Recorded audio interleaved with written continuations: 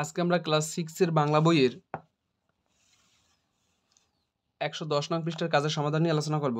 দেখো এখানে বলা হয়েছে ম্যাজিক গল্পটি নিজের ভাষায় বলো এবং নিজের ভাষায় লেখো।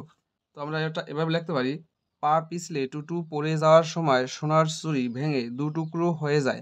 বাবাকে দেখিয়ে মা টুকরো দুটো বিছানার বালিশের তলার কোথাও গুজে রেখেছিলেন, সেখানেই গোল বাঁধে যত্ন করে রাখতে গিয়ে পরে মা বিছানা বালিশের কোথাও আর টুকরো দুটো খুঁজে পান না।